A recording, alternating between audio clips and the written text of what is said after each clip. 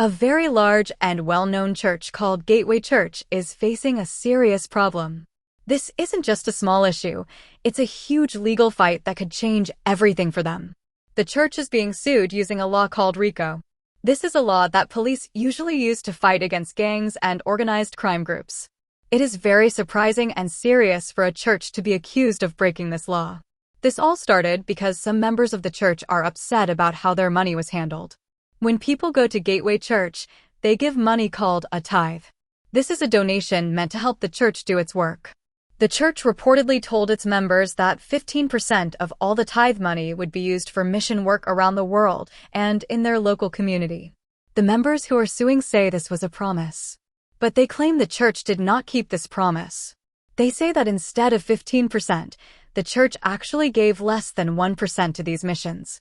They believe this is a form of financial fraud, meaning the church lied about where the money would go to get people to donate more. The lawsuit uses the RICO law because it says the church didn't just make one mistake. It claims the church had a pattern of lying over and over again. Every time the church sent an email, a letter, or gave a sermon talking about the 15% for missions, and then asked for money, the lawsuit calls that an act of fraud. By putting all these acts together, the lawyers are trying to show a big, organized plan to trick people. This is what makes it a RICO case. It makes the problem much worse for the church than a simple disagreement over money.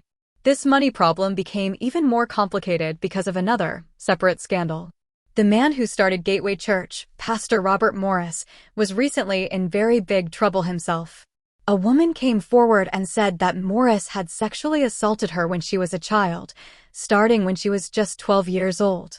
Morris admitted to what he called inappropriate sexual behavior, but called it an affair. The woman says it was not an affair, it was abuse. Because of this, Morris was forced to leave his job as the leader of the church. For many church members, this was a devastating blow to their trust. It made them question everything about the church's leadership.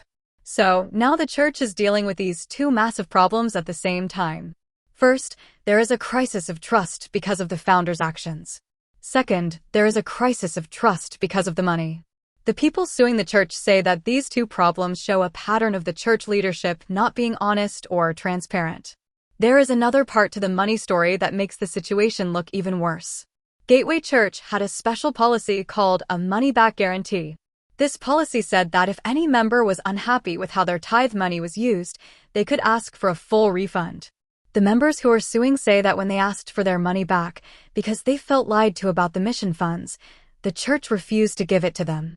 This made people feel like the money-back guarantee was just a fake promise and that the church never planned to actually be held accountable. The church is fighting back against the lawsuit. Their lawyers are asking the judge to throw the case out. They say that using the RICO law against a church is wrong and dangerous.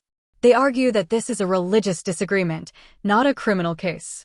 They say that deciding what missions means and how the money is spent is an internal church matter, and that the government and the courts should not get involved.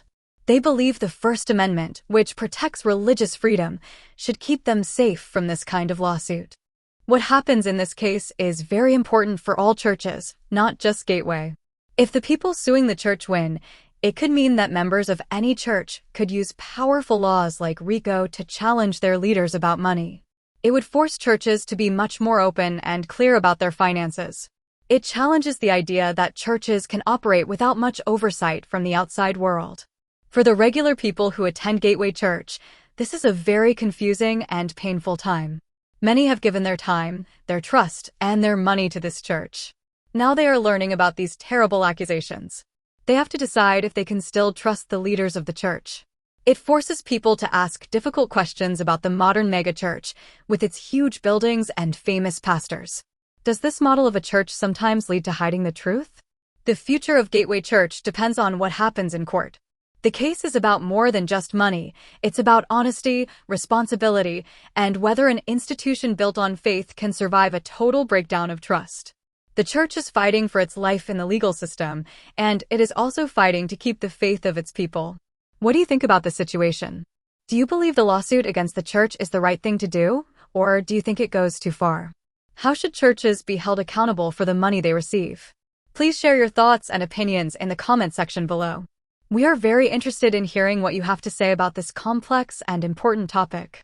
If you found this deep dive into the Gateway Church scandal interesting, please consider subscribing to our channel. We work hard to bring you detailed stories like this one, and your subscription helps us continue this work.